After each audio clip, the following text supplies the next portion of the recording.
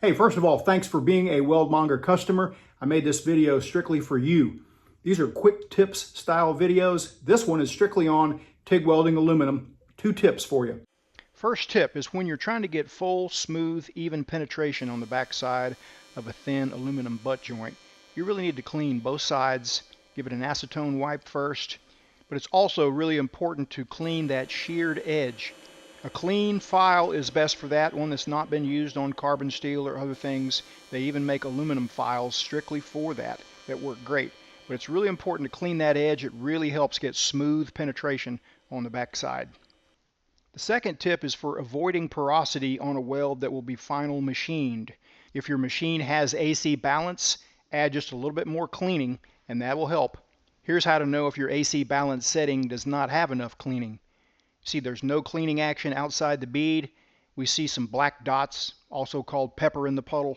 Just one little change, add some more cleaning action to it, and look at the difference there. That's what we're looking for. That'll help avoid porosity. Give it a wipe down with acetone and then a preheat up to about 200 Fahrenheit. I like to use a 6 or a 7 gas lens. There are several cups that will work. I just find having a little bit of extra gas coverage can help when it comes to avoiding porosity. This is a sample chunk of aluminum, very common repair, something that might have been chamfered on the wrong side and the machinist asked to replace the metal so he can machine it back off to a sharp corner, in which case this one would need another bead. When you're doing aluminum buildup work like this that's going to be machined off, you want plenty of metal there. You don't want to send this off to a machine shop and then have him have to send it back to you to then add more metal and a second machining.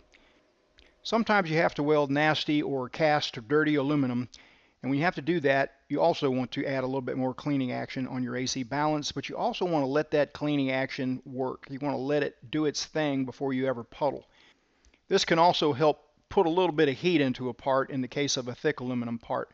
You don't want to get into a hurry on dirty or cast aluminum either. You want to let that cleaning action work and not outrun it. And that works for me.